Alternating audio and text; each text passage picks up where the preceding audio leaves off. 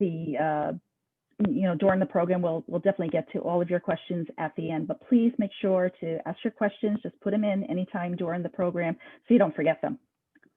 At this point, it is my privilege now to introduce Jessica Walther, the CEO of the Burnout Institute.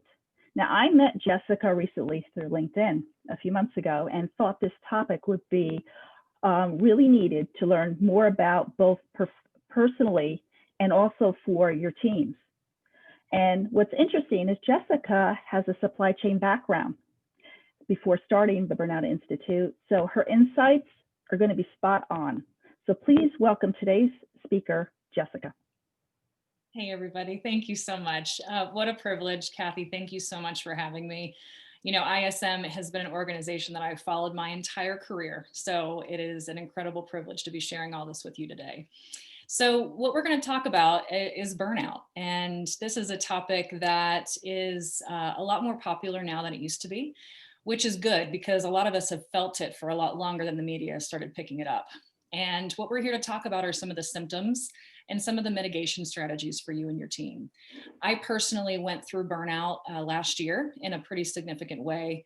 I'm going to go more into that story throughout the presentation, but the purpose of this discussion is really to let you know that you're not alone.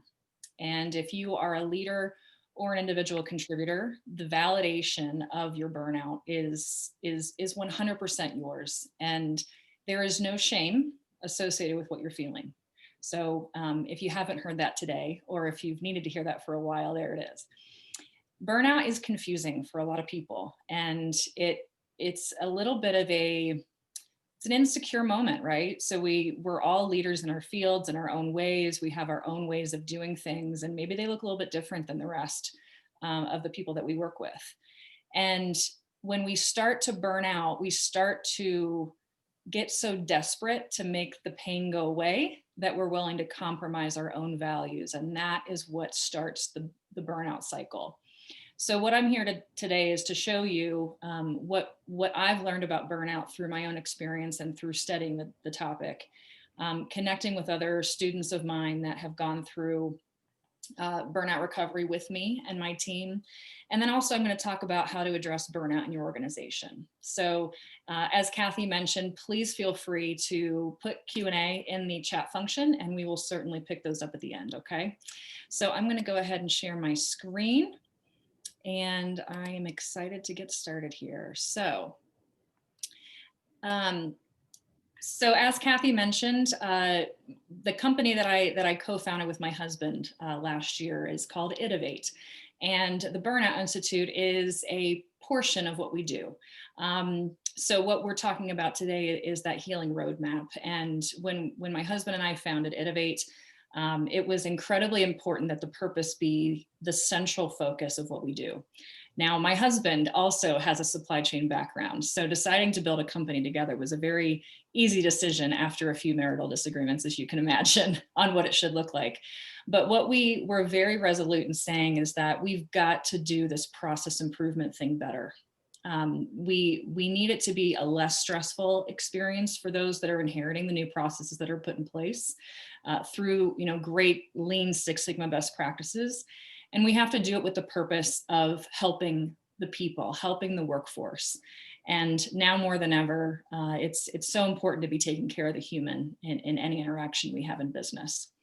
So first of all, welcome to the party. And I'm so glad to have you here. This is maybe coming today was a little bit of a difficult decision. And I always start, just acknowledging the fact that you made the choice to come here because this is a safe place. And it's okay if you're feeling a little bit doubtful of, do I have burnout? Do I not? Or are you very clear that you are in a burnout cycle and you're looking for help to get out? You're welcome here no matter what camp you're in, okay? And there's no need to sit 6 feet apart. So that's pretty exciting too. It's amazing that we're able to connect on such important topics like this across the country. So thank you for joining. So in the chat, I'd love to know what field, industry, or role you represent. So I know a lot of us are probably in the supply chain field, but what part of supply chain? Are you in technology? Are you in the DCs? Are you helping with data, associated with how to optimize the supply chain experience for the customer? All of that is important. And, I love to see the diversity, especially in a community that I can relate in, building a career in supply chain and procurement. And then, how are you feeling?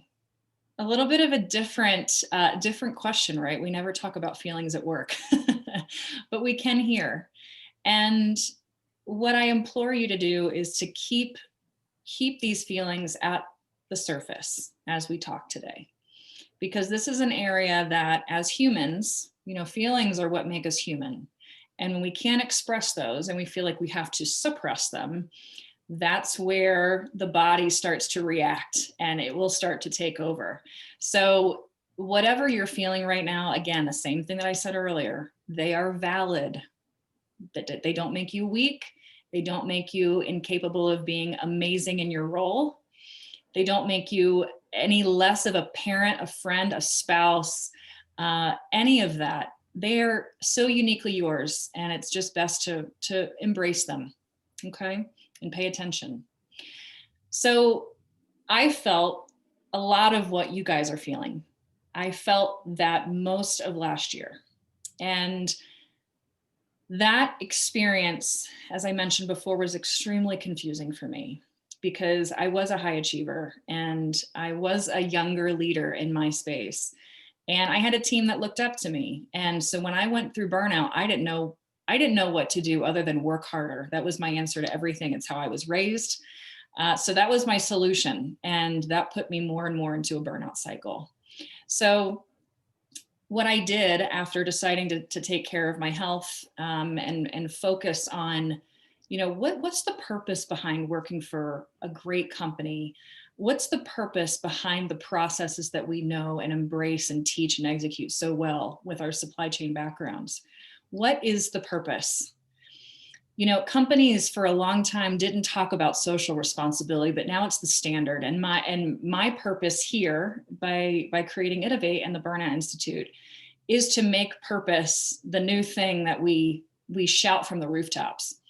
And, I went through burnout at a time, like I said, where it wasn't very well publicized.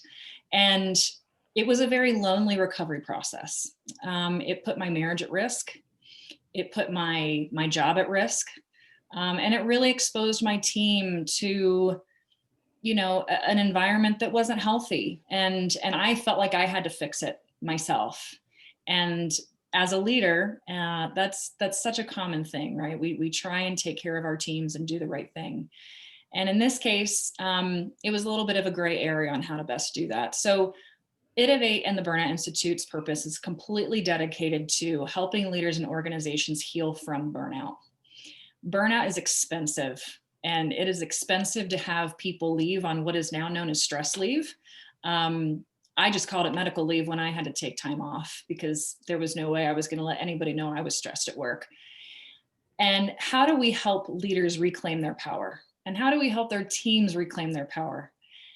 That is the outcome of this. That is the outcome of going through this very thoughtful process of how do we make work life better? And then at the end of the day, how do we end the stigma of the fact that I felt like I couldn't share that I was feeling very physical symptoms of stress? And how do we stop shaming our high achievers when they break because they work so hard and they're the first ones to raise their hand, to take on that extra project or to take on that extra meeting? How do we remember to support them, and how do we arm ourselves with the tools to support them when and if they break because they went a little bit too far? Okay. So our approach is this. Innovate combines Lean Six Sigma methodologies and leadership best practices to do these things that I just mentioned. So get rid of the drama and build processes that make sense and take care of the humans that have to execute them. Coach on burnout mitigation and recovery. Focus on performance and results. And as I mentioned before, save companies some money by helping them retain their all-star employees. It is expensive to have people be in a burnout state. They start being less productive or efficient. They take medical leave. They take just time off, the random not showing up on a Monday or leaving early, or if they do take time off for an extended time, are they going to come back? How do we plan for burnout the same way that we do for the upcoming holiday season? You don't plan for Christmas in November, right? You plan for Christmas in June or earlier, depending on what part of the supply chain cycle you're in. So that's what I implore you to do today, is to really play that burnout defense the same way you would do with any other supply chain initiative. As I mentioned, it's costly. Here's some data on what burnout actually takes away from the bottom line and the waste of money. So we believe that creating more of a human-centric culture maximizes ROIs and employee retention. And the way that we apply process, we keep in mind that that process fatigue can be just as much of a creator of organizational burnout as you would see on any manufacturing floor, right? If you're not taking care of the machine, it's going to break down. And that's where I hope that you will leave this discussion seeing your people as a great investment, the same way that you would any other piece of equipment, okay? So burnout is a silent killer of results and loyalty. Your highest achievers are the most vulnerable and your most costly flight risks.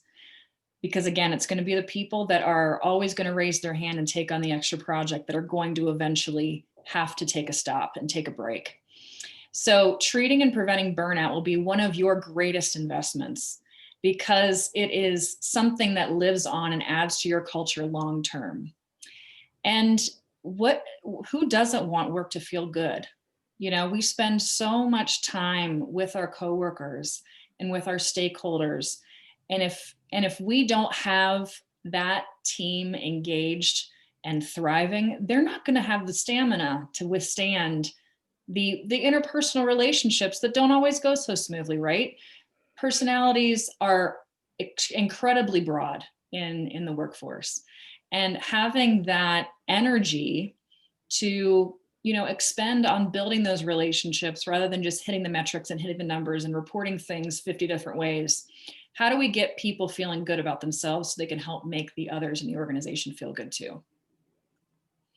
So what we're covering today is a little bit about my burnout journey. And if you're here as a participant today wanting to understand more about your own burnout symptoms or those of your teams, this is the very personal level of burnout. And then we're going to talk about how we approach it as an organization with our clients to really find efficiencies and reduce that stress. So on the personal front, we're going to talk about honoring who you are and not who you're supposed to be, and the importance of staying true to that. Learning the signs and signals of burnout, and embracing stillness as a gift. And then how can you heal you and your team from burnout? And yes, if you are a leader, you are just as prone to experiencing burnout, and your recovery process is just as valuable as anybody else's. It's easy to say, oh, well, I'm the leader. I just got to, bootstrap everything and keep on going. You've got to take care of yourself, or you will fail for yourself, your family, and your team at work. But first, before we get into that, we're going to do something a little bit different. So for the clients that I work with on a personal leadership coaching style basis, we always do a little bit of mindset work. So what I'd like to ask you to do is get ready for a little bit of a warm up. And I'm not talking calisthenics. I'm talking about a mindset warm up. Okay. So what I'd like you to do, if it's safe for you to do so, just take a minute and close your eyes. And take one big, deep breath in and out. And I want you to really ponder those feelings that I asked you about earlier. And I know we don't talk about feelings at work, but let this be a not work thing for a second, okay? And just sit with how you're feeling. When was the last time that you did that? When was the last time you had the space to do that? And just exist with them. Don't shove them down. Don't find some way to distract yourself from them. Acknowledge them and respect them, because they're trying to tell you something. And if you're feeling great, fantastic. If you're feeling not so great, fantastic. That is a sign that something needs to change. It could be a small change, it could be a big change, but whatever it is, don't try and solve it right now.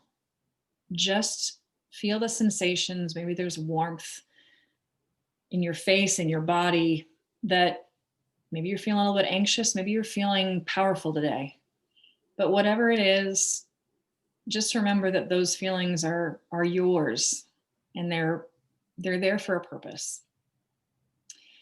So with that, give yourself a little bit of grateful, a little bit of gratefulness toward yourself, and just say, yeah, if I'm feeling not so great today, that tells me that I have a wide spectrum of feelings that I can pull from at any given moment, and don't see them as a bad thing. And with that, take one big deep breath in and out, and then slowly open your eyes. All right.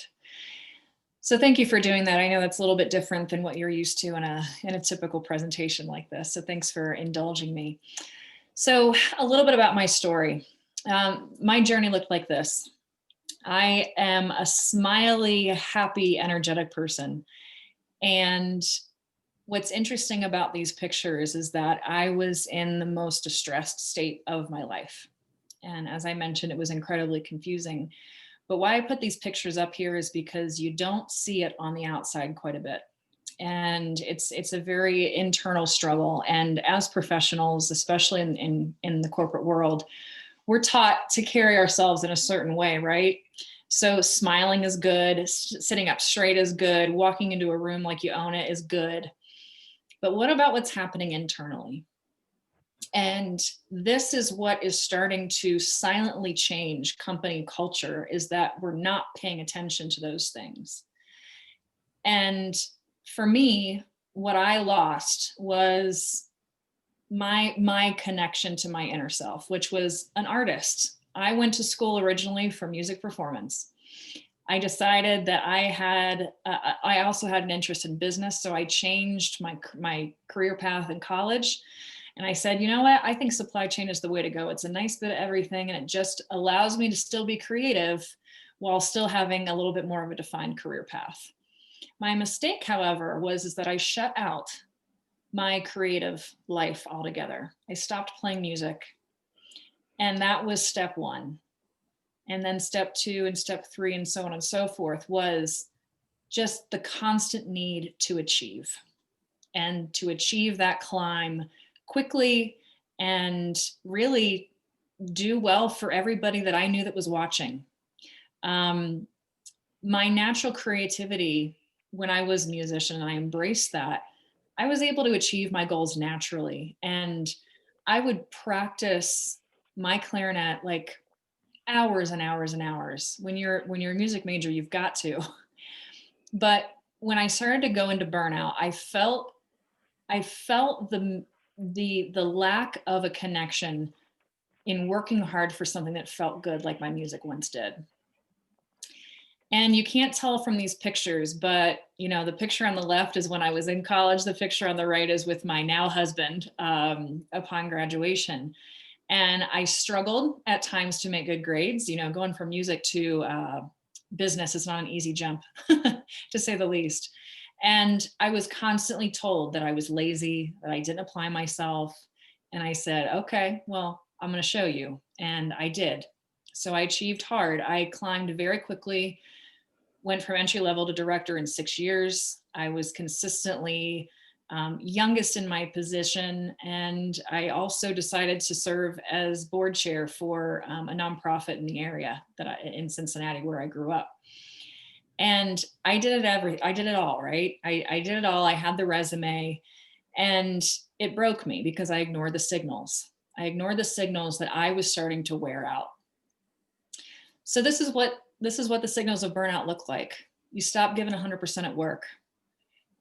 You start realizing an unusual change in your behavior, irritability, lack of stamina, just exhaustion, panic attacks. I had night terrors. That's how my panic attacks showed up. Those are not fun. And then analysis paralysis, right? So we work with data all the time. We know in supply chain how important data is. But when you feel like you can't make a decision because you're fearful that you're going to make the wrong one, that's where you also know that you're starting to really question yourself at a very deep level. And despite all of those things, I still stayed stuck because I was terrified of what would happen if I started to unpack some of these feelings I was having. So instead, I lied to myself. Always a great idea, right? So I thought if I explore my emotions, my career is going to go away. I'm never going to be able to get back. But what actually happened is that my career flourished. And so did my earnings. Lie number 2, I have to keep my healing a secret.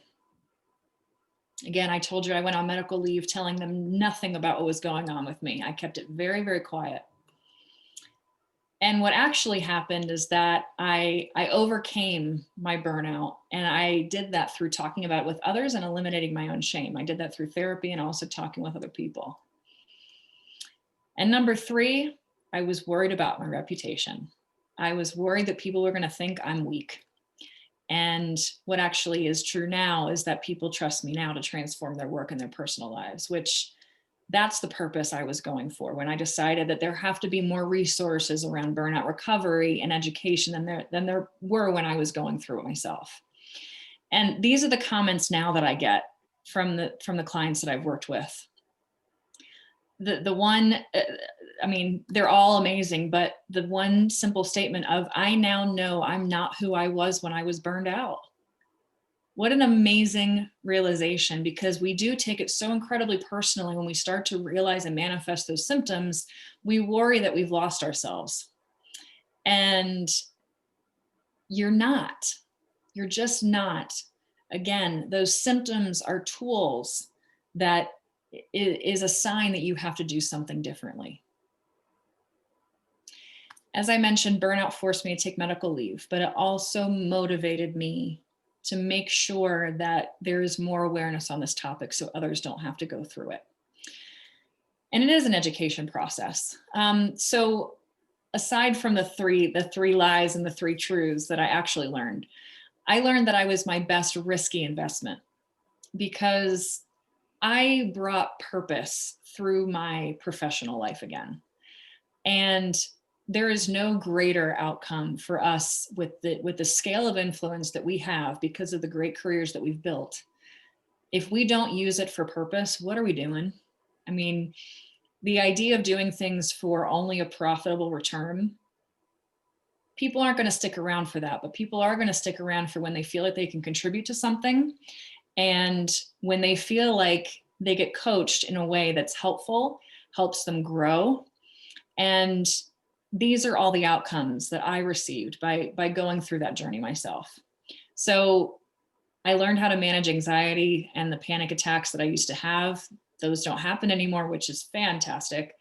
I stopped getting distracted with things that don't matter.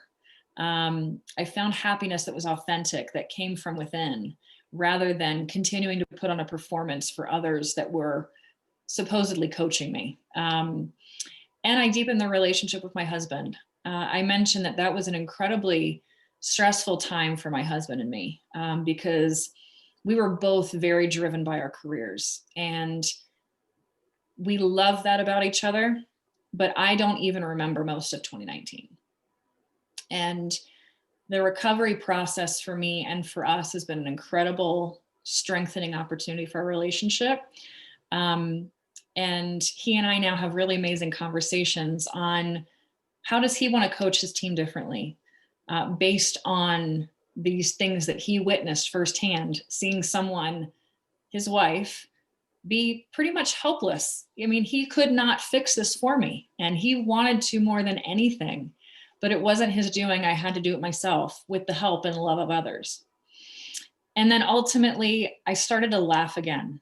You know, those pictures that you saw before were someone who forgot what that even sounded like. And that was a big signal for my husband too, that I was on my way back to who I am. So my question for you is, what do you need more of? And you don't have to just choose one, you can choose all of them. But what is the biggest pain that you're feeling right now? Is it your relationships? Is it perhaps anxiety or panic attacks? Do you want a life outside of work? Yes, it's possible, but you have to make time for it. And let's talk about your organization. What about the future of your organization? Happier people are more productive and more creative. What if you could translate that into more results and use the power of tools and leadership through the human experience to make that possible? Having loyalty from those best employees that you have, how would you use that into doing amazing things in your company? So my experience forced me to realize that we owe it to ourselves as leaders and the people that we lead to have consistently our culture reflect our values. Our values can no longer be something that we only share with our customers. Coming up in the CPG world and the retail world, we're very, very quick to focus more on the customer than our own employees at times, and that has to stop. People are always worth the risk, and I would translate risk to investment. You cannot compromise everything or ask your people to compromise everything in order to win. You want to catch your team before their body takes over. If the stress doesn't ever have a break in it, the body will force it. And you do not want that to be, the outcome that you have to deal with the effects of. It's so much better to play defense than offense. And then naturally, people are feeling more successful and delivering better results when they don't feel completely drained and empty. And what I love working on with my corporate clients is how to restructure the day in a way that makes that possible. And what we do is we build a burnout resilience plan. Whether you're a leader or you have high potentials, which is another great place to start in terms of focusing on burnout mitigation and recovery, we focus on a resilience plan, and we help these individuals evolve through their experience rather than be broken down by it. And it first starts with a choice to heal, whether that's for you or for the people that you lead. And this is what that resiliency plan looks like. Rediscover the you miss the most or who you forgot to be. I mean, what do you do now? I mean, I know that we're all spending so much more time at home, sometimes not even leaving the four walls of our homes because there's so much to do. And what do you need more of in your life than just work? It's okay to want more than that. And work is a lot more fun when you have a balance somewhere else. Eliminating your shame and reconnecting with what that true self looks and feels like. So again, shame is completely valid. Whatever you're feeling, it's completely valid. And then it's a choice to change it. Because once you recognize your shame and those symptoms of inadequacy, then you can go do something to make it different. And you're wiser for it. You're wiser for going through that process so that you can change the trajectory for yourself and for others. Points 1 and 2 are really focused on the emotional aspects of what we do. Point 3 is what we're all exceptional at, which is getting into the logic of the situation that we're in. So retracing what I like to refer to as near life events that got you here. Was it a larger workload? Was it furloughs that didn't ever get replenished and backfilled? Where did that work fall? What are the series of events? We're all good at doing those post-mortem analyses, right?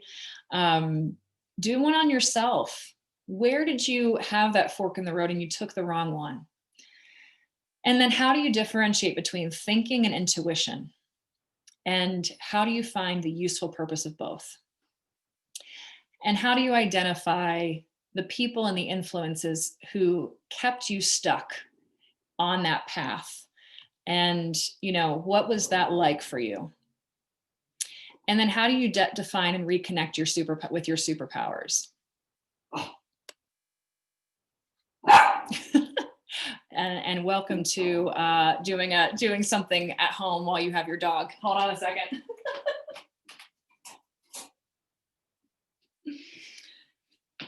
All right, real life happening here, right?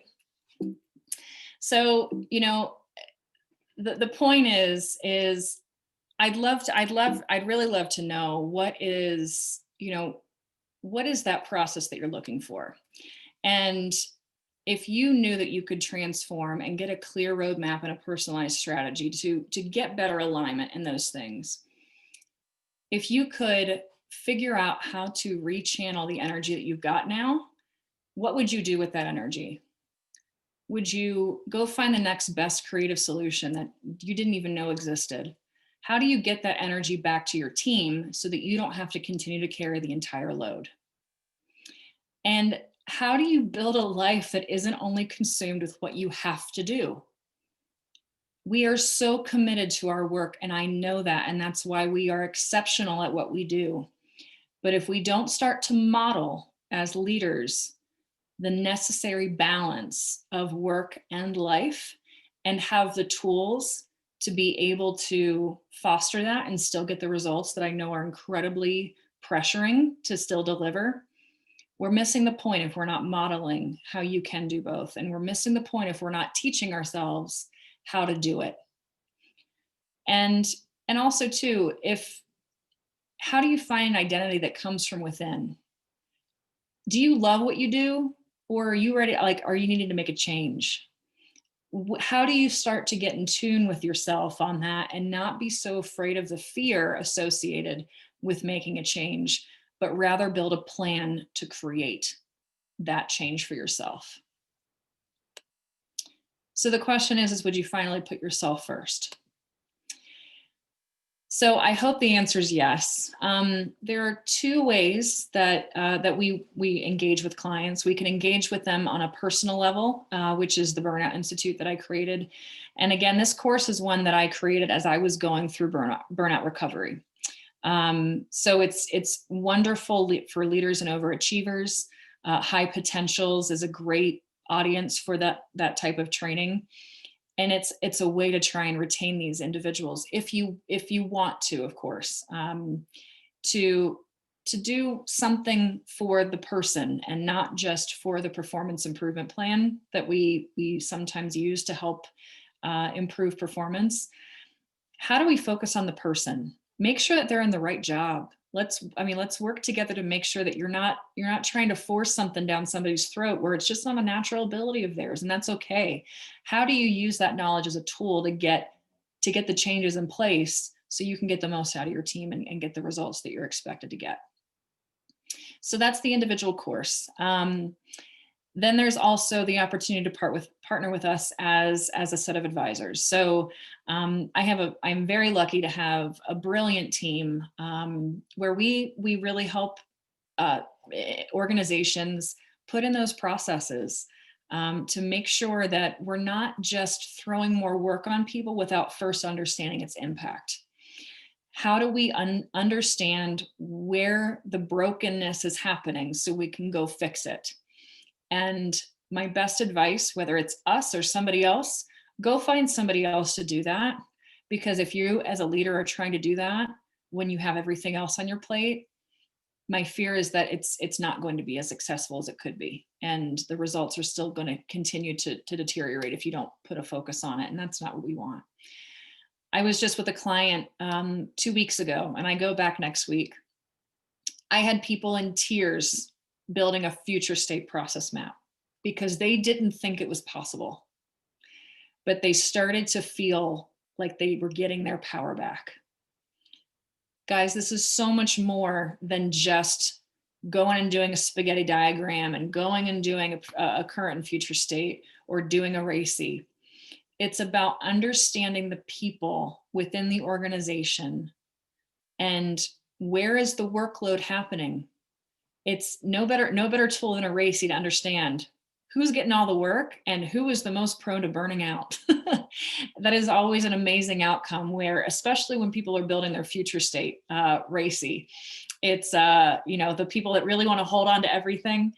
It's a great opportunity to say, are you sure you want to be responsible and accountable for all of these things and not delegate to other people? It's such a look in the mirror that is incredibly helpful. And that's what we do. So if you are interested in the course, it's a community that is available to you to support and be a safe place for you to explore these emotions associated with burnout. What we do is we do a coaching. It can be either self-guided or live small group sessions, usually over the course of 8 to 12 weeks. And it's an online course. You have assignments that allow you to really spend the time just like you would on any project. We make your burnout recovery its own very worthy project. And those comments that I showed you before of, one of my clients said, I've spent more time taking care of myself the last 4 weeks than I ever have my whole life. And this process is genuinely interesting. When you start to understand the why behind what you do, and maybe how you might want to change it, that's an interesting process. You learn more about yourself, and then you want to go share with others. Like, hey, have you ever done something like this? I had no idea that this was why I was doing this in a certain way. Perfect example, different client, a sales leader. He had no idea that he was carrying forward the guilt and the disappointment and the frustration that his previous manager, who was very micromanaging, he didn't realize that he picked up some of those traits and was carrying that into his own team. And by going through pieces of this course, we were able to unpack that. And he said, oh my gosh, I had no idea I was doing that. And when we first spoke, his complaint was, they just won't do what I want them to do, and I don't know how to get them to do it. Step one was to have that leader look in the mirror, and he did. And I won't lie, he said, this is starting to feel a little bit like therapy. Can we please move on? And I said, no, I'll get to the punchline more quickly, but you just figured it out on your own. You figured out why your team isn't doing it the way you want to do it. And it starts with you. And then we got into the tools to help them understand how can we get this team to unleash in a way that was exciting for them and encouraging to their leader. And the time commitment, if you do want to go through the course, it's only about 2 hours of your time a week. If you choose to do the live small group session, or if you want to do the self-guided session, you have a little bit more flexibility as well. So again, I can't reinforce enough that stillness is a gift. You have to find that quiet time to make sure that you're bringing your best self to work, to your family, to your life consistently. Because if you don't, and you just keep acting like a robot, that's exactly what your life is going to feel like. And you will break down, I promise you. And it's not fun. This is a little bit about, the course that I teach. It's the Freedom Method. And this is what we focus on. So, you heard me talk about the feeling aspect. We usually spend quite a bit of time in that aspect because it's the most difficult, especially for logical corporate leaders like us. We go through the different phases of really making peace with what happened. And then you get to figure out, what do you want to go do next? How do you take this new restored energy at the end of the course to go do what you want to do in all facets? But first, we have to feel what burnout felt like. We have to understand how we got there. We have to learn from it, and then we have to decide to do something differently going forward. So that is the presentation that I have. I'd love to take any questions that you have. So Kathy, can you help me out with those? Definitely. I do have a question. This is from Suzanne. She wants to know, is burnout have a gender component? Are women more vulnerable? Great question. So so there are differences, but both genders are very susceptible to it. I have individual male clients and I have individual female clients. The techniques are slightly different. I will tell you that both genders experience the struggle and the emotional aspect the same way. Because no matter the gender, it's a difficult process to sit with those feelings, because we as a society are incredibly good about putting on a strong face and all this other stuff. The pressures for men are very different than the pressures for women. A lot of the societal influencing that has happened over their childhood and just their general adult lives too. So for women, it's typically the pressure to be able to compete with their male counterparts. And for men, there's a lot of societal pressure to always put on the strong front. So I know none of that is incredibly revolutionary. I know that we've heard a lot of that in a lot of different ways for other situations where we talk about gender differences. But I will tell you that the reaction is the same. That when either a male or a female really connects with that emotional state, the reaction is the same. And then that's when we start making progress. So it's been an incredible honor to be able to work with both genders, for sure. Oh, thank you so much. I have another question from Heather. As a woman in leadership, we tend to be pressured to adapt to show our strength. When we get to the point that we need that break to recover, how would you suggest we address our burnout needs with our employer? Yes. So first of all, I would say you addressing it with your employer is not the first step. Okay. Addressing it with yourself is the first step. And because the same way that, my opinion, the best HR leaders are always the ones that say, go work with your manager. That's where the relationship is. But even more than your manager, the biggest relationship that you have is with yourself.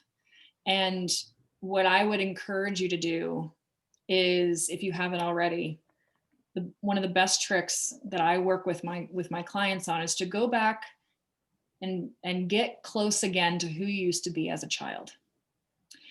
Because that's where the replenishment journey can begin. Because the fixing of burnout is not going to happen at the employer level.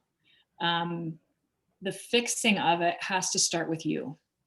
Now, if you are in a toxic environment, if you are in an abusive environment, absolutely, you have a right to not only take really incredible, gentle care of yourself, but also to escalate it within the organization. I just coached somebody on this the other day. Make sure that you're giving your manager the option to correct their behavior. And if they choose not to acknowledge or they dismiss it, then that's a different situation. But most people are good and they don't always realize what they're doing. So give them a chance to make an improvement. If they don't make the improvement and the workplace is not improving, escalate. You have to show your organization and lead in that way, as scary as it'll be, to start to elevate the discussion in your workplace. Because not only are you being an advocate for yourself, but you are being an advocate for those who don't have the strength or the confidence to do something. So, start with your manager. HR is obviously another great resource. If you feel like the conversation isn't happening the way it needs to, but do not let it be a silent topic that you alone just suffer through. Okay, I have another one. As stress is manifested differently by each individual, how organization culture may also impact regardless of professional role or other personal life factors. So that I didn't quite catch the question. Say that one more time, Kathy. Okay, as stress is manifested differently by each individual, how can the organization culture may also impact regardless of professional role or other personal life factors? Yep. So what I think that question is asking is that everybody's stress response is a little bit different. And how do we create a culture that's fostering of that? So one of the biggest things is helping your teams prioritize and actually do it.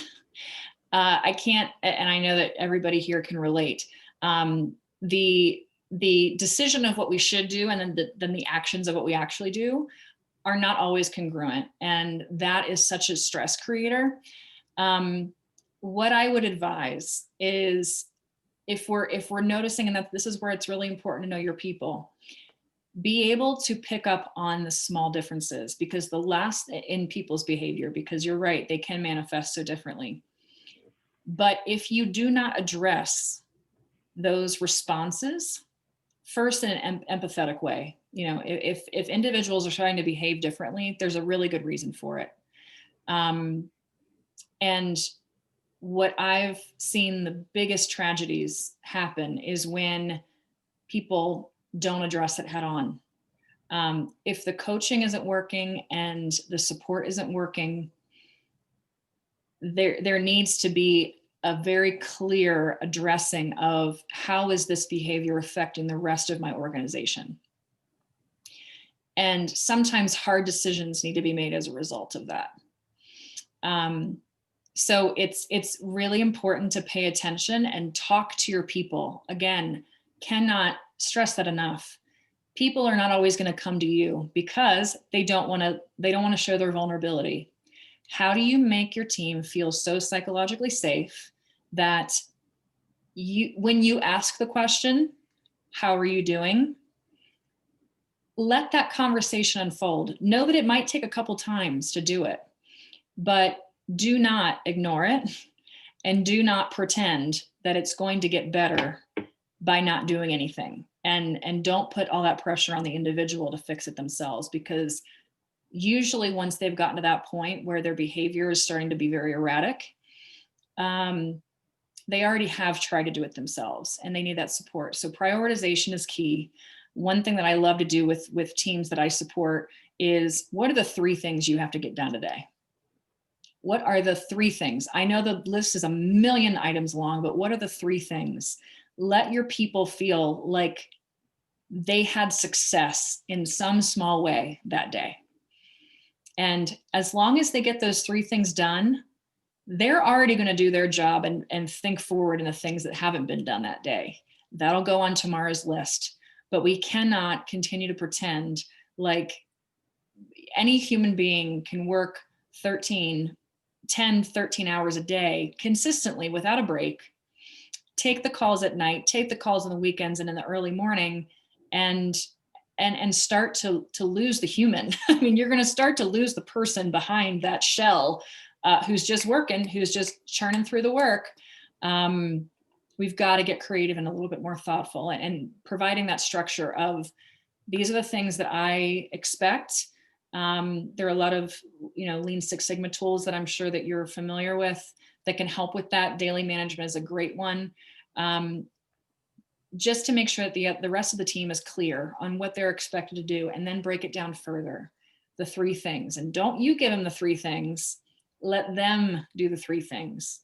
Let them start to feel that empowerment again, so that they can structure their day in a way that works for them. Thank you. I have another question here. I believe you might have answered part of it.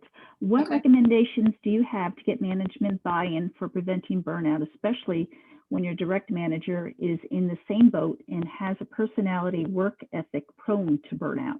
Yes. This is, when I started this company, there was nothing, there was no lack of awareness of how difficult it was going to be at times to get companies to buy in. Having burnout be an investment area, burnout recovery or mitigation be an investment area. It's a shame that we can't say we just need to take better care of our people and they're worth the money. But until then, what I would recommend is really highlighting, the same way that I did, the costs of not doing anything. So having people leave, I was working with an organization that had 3 people on stress leave. They are getting 0 out of those people while they are on stress leave. And who knows if they will ever come back. The team was only 7 people, okay? 3 out of 7, with more on the way, as the leader was able to, very thoughtfully predict. That's not a recipe for success. So connect it to the results that will be lost by not addressing it. And also there's a huge risk to the company's reputation. word will get out, thanks to social media, that things are maybe not going so well at a particular company. Save yourself the stress from that. Put those quantifiable results lost on the line and say, I think we got to focus more on the people so we can get this working. Thank you so much. Thank you so much. If anybody else has any other questions, please put them in the chat or the Q&A. This has been a really eye-opener for me, and I'm sure for a lot of other people that are on this particular webinar. I would actually like to thank Jessica. So much valuable information, and this is such an important topic, especially now. I mean, I know it was important, and a lot of people face this probably prior to this whole pandemic, but now I think it's coming to the forefront. So many people are now have that anxiety, and a lot of them feel so stressed as working remotely, not being able to go out, wearing a mask all day, type of thing. If you're working out in an office. But I thank you so much. I think this was such a valuable topic for us, and I think it was really necessary and worthwhile to bring this to our particular group of attendees, and I thank you. I wanted to let everybody know that we did record this particular session, so if you know anybody out there that you think should actually see this program, just go to our website. I have all of our webinars on demand on our homepage, and it should be posted probably by the end of today on this. And I just want to thank you all again. I'm going to send out a brief survey. And again, because it is an ISM New Jersey event, we will be sending out continuing education because it is an educational program today. And I want to thank you again. Thank all our audience members for participating. And I hope you all have a great afternoon, and keep thinking about this topic. It's very important. Yes. Thanks, everybody. Great to be with you. Okay, thank you. Everybody have a great afternoon. Take care. Bye-bye. Bye.